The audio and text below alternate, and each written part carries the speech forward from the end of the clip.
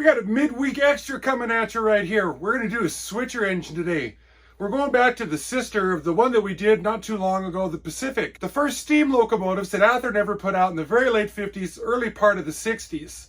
They started designing the Pacific, but this little guy right here, they call it the Little Monster. This is the one that made it to market first because it had less problems in development than the Pacific did. Let's take this, get into it, root around, see what makes it work, and get it back on the rails. I'm Ron, Classic Model Trains.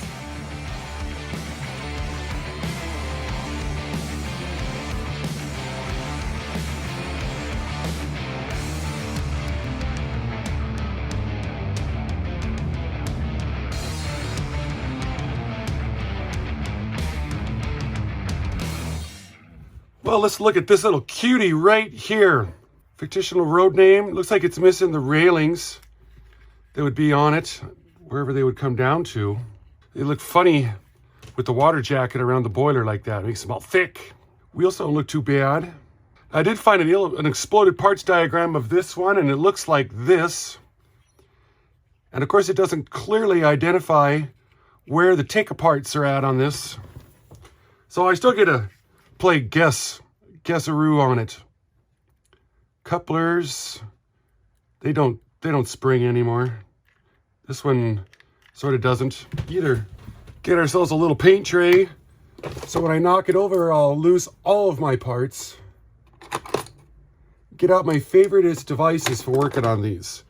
A little Phillips, a little standard, and the long needle nose pliers. Some guys seem to think I need a cradle. And I'm like, no, I got one, and I find it to be kind of a hassle. So we're going to lose this rear truck because I think it's covering up a great little hole to get to right there. Why that is like that was beyond me. Standard screw here. Wasn't very long. There's definitely some looseness going on, but not enough. I can see that there's a little lock tab right in there. On one side works, one side is broken.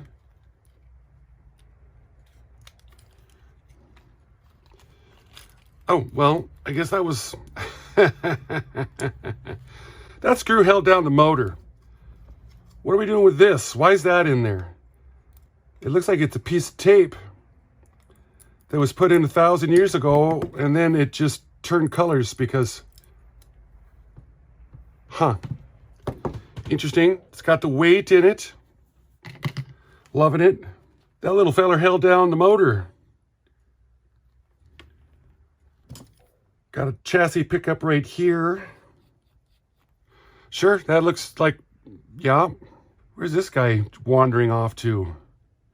Here's another one just wandering. It looks like it might have had a light bulb in it at one time. No? I don't see one. Can one even fit in there? Yeah, there's a hole for it. Like a little tiny, yeah, grain of wheat jammed up in there. I might just have to do something about that. Not a lot to this chassis. Let's pull this out because I can.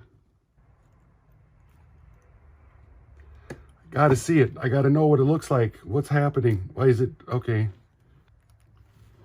What is going on with this? Every once in a while, these are lifting up. It's got that gearbox up there on top of it, which is kind of holding the whole show up. If I carefully look at the illustrated parts breakdown, usually I don't have those.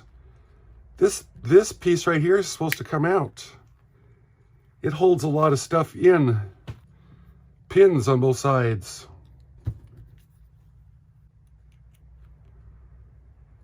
This one's got one pin.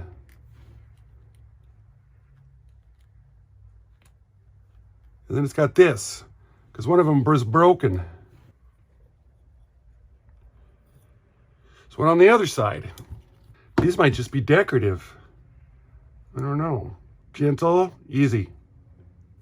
Easy. Gently trying to get them pried up. The back is coming out. The front is not agreeing so far. Something let loose. Did we get what we wanted? Got both pins on that one. Sure, that came out. What are they calling these? It's got a name. Crosshead guides. Yeah, that helped get everything out of there. Sure did. So there's our wheels. Correctly quartered, yes. They're a little dirty. Oxidized. And then there's just ain't nothing left on this chassis. Wait, these are still flopping. And it doesn't show on the thing that they come out, but up under here. There they are. Is this like a... Nah, it couldn't be a replaceable bushing. They wouldn't care that much, would they? This one is... Steam chest is loose. Is this some sort of a split frame? Oh my, that just popped into my head. This very well could be. I bet you that's exactly what it is. Is this an insulator down under here and right up in here? I can't believe it. It looks just horrible right here. Whatever setup they've got for this. Rear coupler somewhat works better.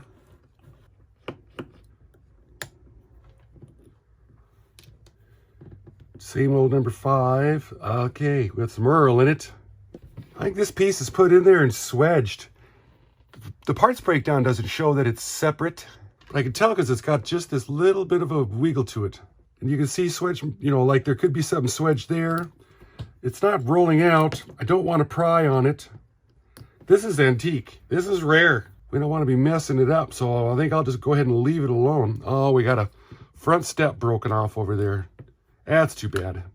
These here, I can see that they're slid on, and then this pin right here is swedged over just some to insulate the body. But we got it all apart. I think as far as we're going to go, I think we'll remag this motor if we can. Should be able to. Maybe we should run it first just to see if it does work. Barely got magnet. Oh. This'll, we can remag this one. Cutest little drivetrain. Yep. Nice little monster. Time for the Q-tips and the mineral spirits on it. This thing is really, really dirty. Really dirty. And all these pieces, they're dirty all over. I'm just not able to do a quick little kind of whoop it into shape. It is absolutely filthy. I don't want to put it in the ultrasonic because this looks like it's been chemically blackened, and that takes off everything. It'll take it out, make it look like just cast Zamic. So I think I'm going to use some degreaser on it in a like a one of these. That's what I'm saying. This has got this stuff called Awesome in it. Get it at dollar stores.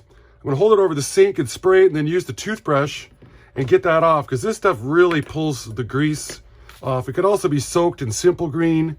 I might take this into the ultrasonic, not heat it up, just for a minute, just to see if it comes around a little bit more, to get all this little detail off. This will just be hand washed with some soap and a toothbrush, real gentle, like a lot of plastic pieces here. More plastic than I thought, that's for sure. But it's just grubby. Need something more.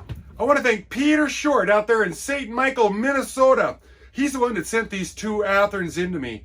He donated the Pacific to the channel, and then he said, but you got to fix my little monster for me and send it back. Damn it, okay, I'll do that. So thank you very much, Peter, for providing great content for the channel. And then we can also show other guys how to fix all this stuff, because that's kind of what it's all about. We're about halfway through the video right now. Now is an excellent time to do classic model trains. This week's classic model. Do you guys know who this is? If you do, throw it in the comments down below. If you don't, hang out till the end. I'll let you know who it is. Well, everything has come out of the wash and the cleaning, and now we've got this frame that looks poor. The paint, you know, the grease was covering up the bad paint. And then what's a guy do? I tried to get a hold of Peter, but he's not available, to see if we want to like strip it and repaint it or leave it as original as much as we can. But now that I'm, you know, always under pressure. It's missing the front step. Up here on the boiler, it's supposed to have an air compressor right here, and it doesn't. And the red roof that was on there came off when I was washing it with the soap and water. And then the decals, the whatever they did, the stampings faded really bad. I seen it happening on this side and I stopped. So we've lost the oh man. So it's certainly not an 8 or 9 worthy of something, but you know, it's bad enough where it could be redone. You could repaint it. You're not out much. You think these go for a lot, and I looked them up and they're only selling for $40, $50. Some guys are, you know, getting a little bit more because somebody really wanted it.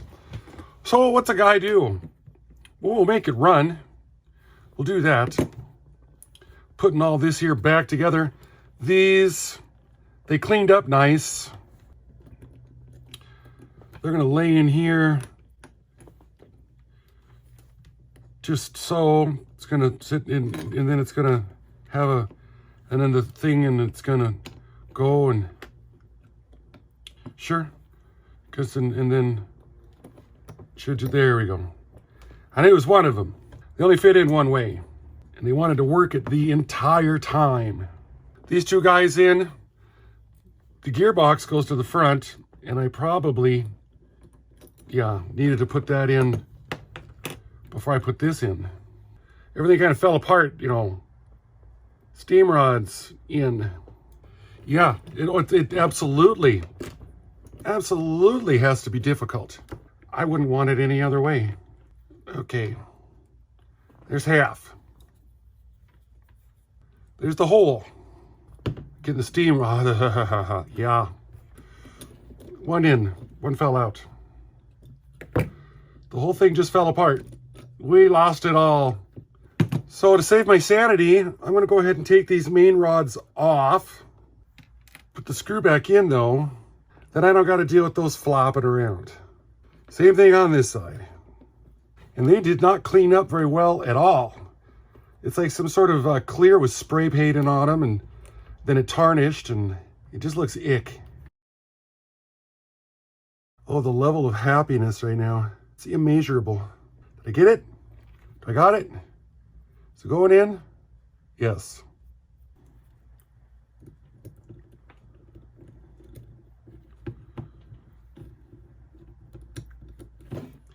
So there's half. Except for the fact that these are, okay. I'm sure there's a trick to it. I just don't know what it is.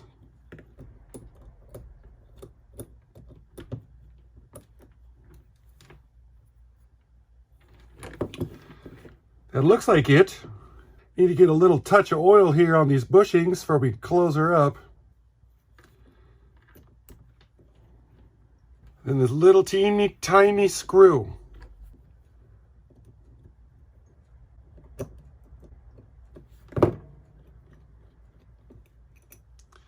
Absolutely. There, that one, at least I had to put it in really deep. Ah. We're going to give this motor a little tune up here.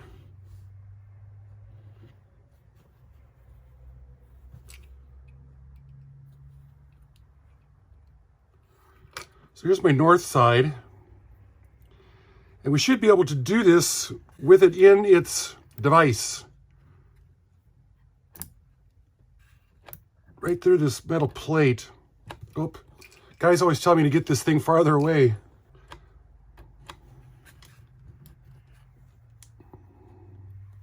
Need to get a Gauss meter. But by doing this, I can tell that I've got more than I did. I can save myself that expense. This little feller, how's he gonna go in there? There's some lines, it's clocked, it's sitting at like a 410 position. So I put this in at the opposite one. The 4 and the 10. And then under here, this thing's got a bow to it. And I'm gonna put it in backwards so the bow is sitting up, and then we'll give it a whole new way to bend in the wrong direction for the next 70 years. It's got this insulated plate right here. We got our motor in there nice and tight. Give this motor armature a little taste. Probably hasn't had one for quite some time. Up in the front here. I can get some on this worm gear. And honestly, this thing right here, set up like this, would run. Should run. Might fall backwards though. It's kind of butt heavy. They call this the spring for the truck back here. Yeah, we'll just see about that. All these screws have been 50-50. Half of them are Phillips and half of them are standard. Flat blades, standard. That's what I call them, not flat blades. Now we're gonna fight doing this. Well, that's terrible. That tightened right up. Screw ain't even tight, but then it bound up. So how would this work? If this truck is, that I have it upside down, this is made out of plastic. I don't know what this guy's even doing. Okay, so we got something there now. Now we can check it out and see what it'll do. What are we gonna find here? Unleash the lightning. We got full send. Oh. Well, that's not very, I wanted more.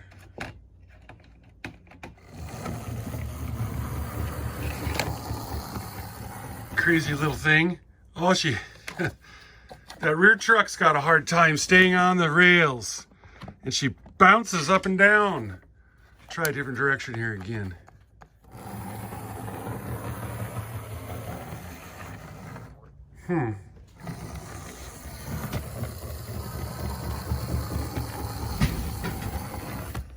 Well, we gotta figure out why she keeps doing that. It's stiff. Hop up and down. Goodness gracious. We gotta see what we can figure out there. I'm gonna rebend that thing and get it bent up this direction some so it does some more springy stuff. That truck, this rear truck was just so stiff. Maybe this'll help it stay on the track. Here's an interesting dilemma. When it doesn't have the weight on it, it performs really quite good. But if you see this metal sticking up right here from this eyelet, well, once you put the weight on, then it's kind of in its own way, and then it shorts out. Has problems. Well, now it's going to work. You rotten. It was shorting out earlier on me. I see it's got a little cutout right down there. Maybe I need to get that right up in there and put a little protective something around it because it's bad. Whatever we got going on. Well, here's the darndest thing.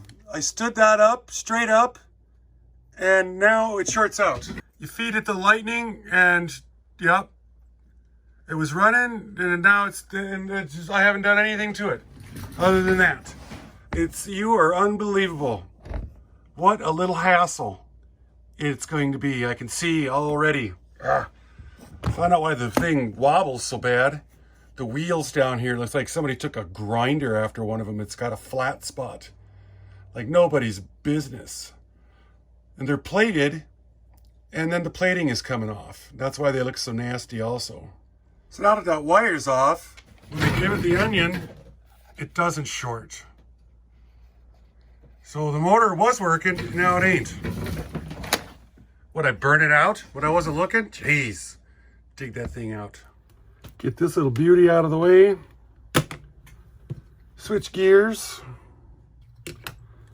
And let's see what is happening. What is going on here? Oh, there's a problem right there. That spring, it is off and it's shortened right there. That happens. Mostly from manhandling it.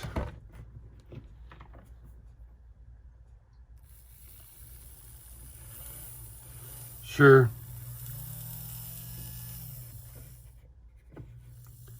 Not a very smooth runner. Because we never did clean it. Sometimes I bypass stuff. What do we got to do to get in that thing? What we need to do is take these springs out without losing them. That's kind of the big part there. One spring, a brush. Get this one out. One spring, a brush. This brush holder will come off the front.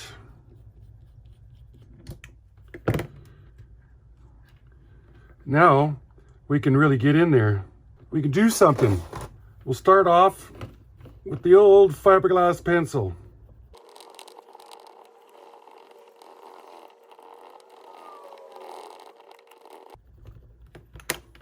I wish I can get some grease down in here. Helps to do what it's doing. It's got a lot of thrust washers on it.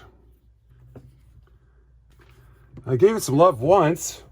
Maybe it needed more. I don't want to make sure I don't have any on this commutator here. Yeah, there's some funk. Let's get the mineral spirits back out. I really kind of bypassed this motor.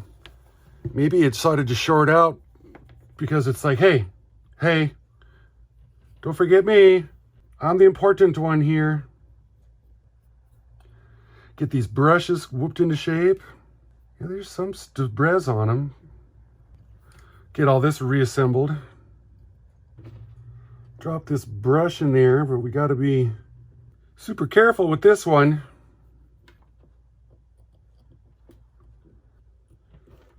Get this tang here on top of that. Twist this. Not a lot of pressure holding that thing down. Yeah, my long thumb keeps dragging that thing off. This part that's standing up, we got to trim it down. See how it's sticking out here? I want just a little bit, just some off. It's just excessive.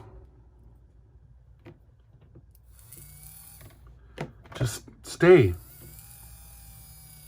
Let's get her back in there. I think I will clean up this connection right here also. Now that we figured out where the shorting is coming from and we service the motor like we're supposed to. This one is little, so I think that it needs less done to it to make it run. And then I end up neglecting things that should have been tended to, and it backfires on me. So I guess the moral of the story is don't take shortcuts. They all need everything done to them. I had to end up cutting that thing off, and I soldered the wire. I tinned the wire, bent it into a J shape, screwed it on there, because it kept shorting out every time I put this weight on. Somehow I would find a way to do it. Every time I grab it up and touch it, I would knock this brush spring over, creating it to short out, and it's just been a hassle. Now, it doesn't perform well with the weight off, but it does perform better with the weight on it, which of course makes total sense. So I think we've knocked out the little issues that it may have, and it's time to put the side rods and the body back on it. This should be fine. It should be a lot better now than trying to jam it all together all at once. Now there's going to be a right and a left of these that I paid absolutely no attention to whatsoever. See, it's going to go in. It's going to have this backer on it right here. And it goes like this. We're going to need this one. And I bet you it's going to slide in here. Yeah. So that this piece will slip and slide. Get that in there. Get these pins lined up with the holes. Push it in carefully. That wasn't carefully enough because it fell apart. Try it all over again. Oh, yes. This must be the relaxing part that they talk about all the time. The more you work on the linkages, the better you'll get at it, is what I've been told. It looks like that's going to do its job. This connecting rod here is pretty thin. I don't think it's got much time left in service. Try to get all that lined up with a toothpick. What happened to my theory is this bolt, yeah, all this linkage. This looks like this little guy's got a lot of time on it. You down through here, and then we're going to try to get you over here. Okay, well, you can see that it's going to be a huge frustration, and I'm not going to make you guys sit through it. So I'll fight this, and then I'll tell you how bad I wanted to commit Harry-Carry after it's all said and done. It actually dawned on me what to do. I was only gone for like a second. Super lube. You put a little grease on stuff, and the grease has got just enough surface tension to hold things together.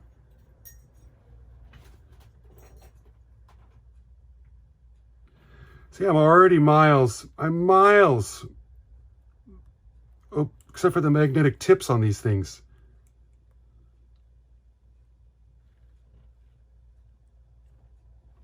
Yes. Get the screw in and then we're really going to be somewhere. Sometimes you just get so frustrated you don't know what to think. And you sit back for just a second and it all comes to you. Except for this time. I talked to a couple guys that are watchmakers. And then they do this stuff like in their off time. It's like, what? Okay.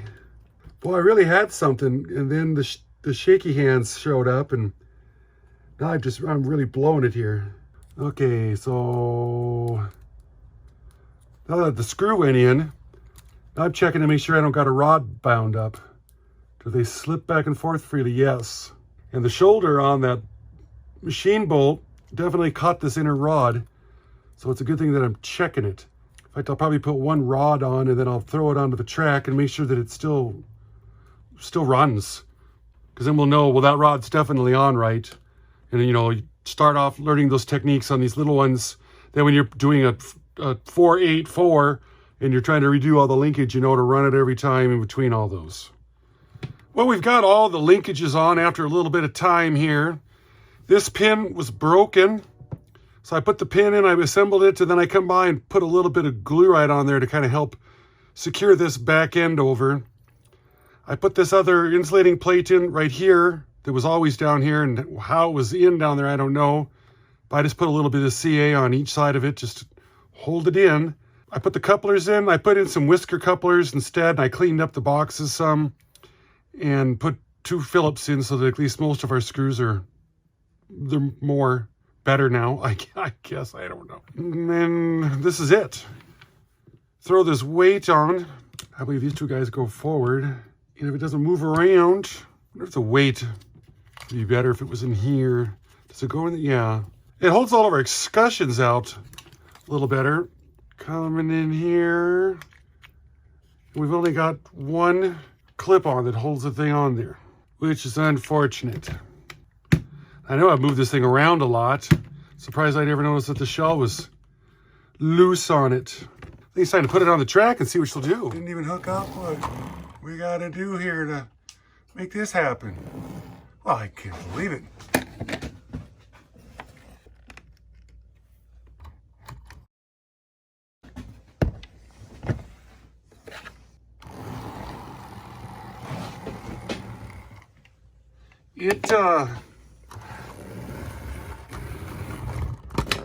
Well, for crying out. Let me fix this. Here we are troubleshooting the problems again. It'd be on the track and it would run, and then the more it would run, then the more it would slow down. And then it would just kind of quit. And I'm like, oh, I want to wire in an incandescent bulb to it so that way I can see the power juice to see if it's getting power up into it or if it's not.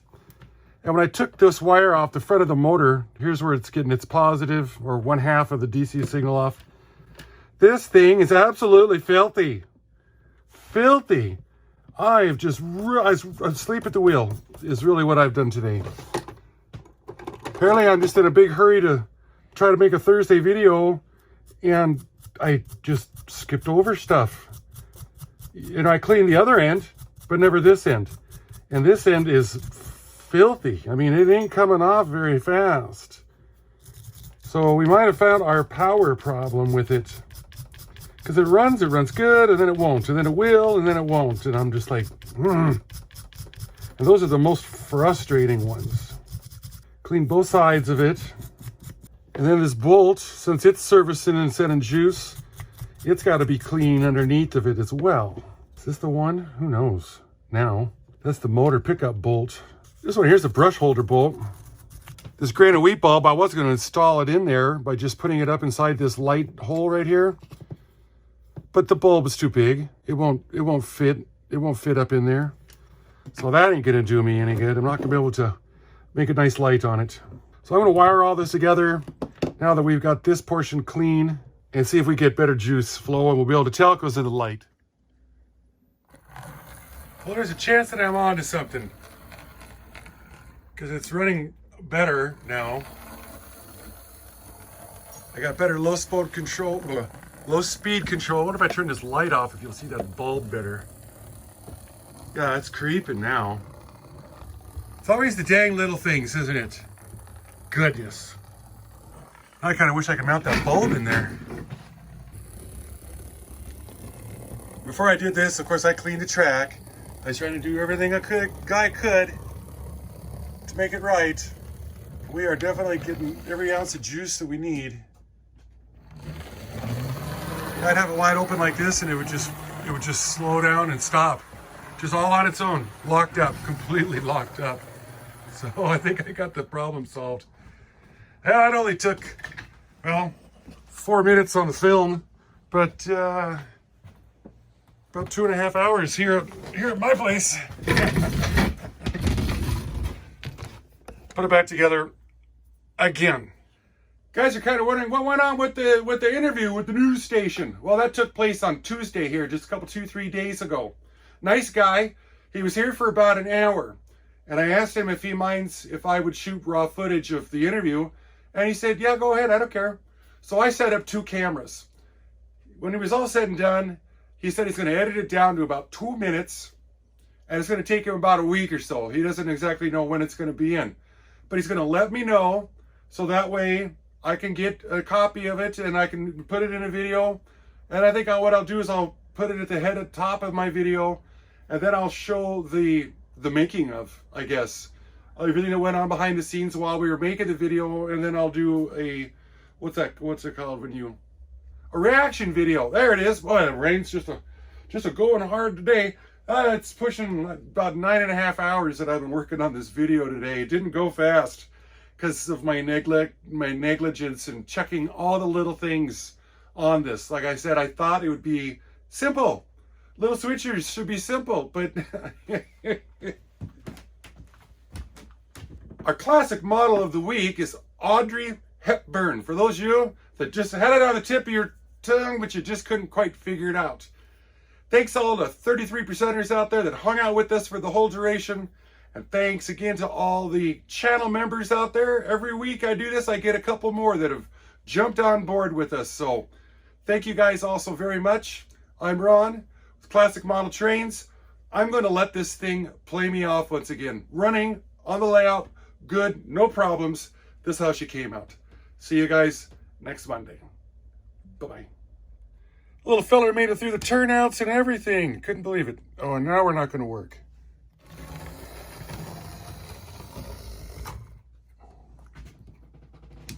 Has it got what it takes? Well, that came out like it's supposed to now. Holy moly. Everything I said bad about it, if I did, I take it back. That is doing a nice job. Pulling about 1 amp. Kind of high on volts. I mean, we're never going to DCC it, but yeah. Exactly what I wanted.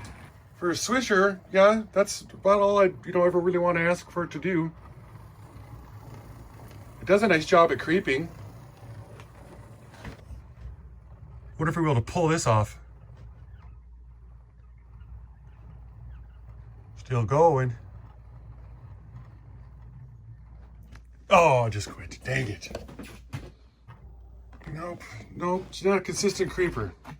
It's derailing over here. Yeah, for 61, 59, 58, it's not too shabby. I'm pulling just a tiny bit over 5 volts right now. Good little creep speed. I do believe that the remagging is good, makes these motors really do what they're supposed to do. How long they hold it though, I'll never know.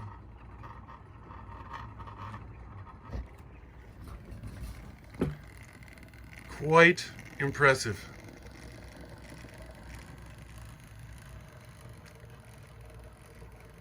Yep, I think I'll try to go out and buy one of these things now myself.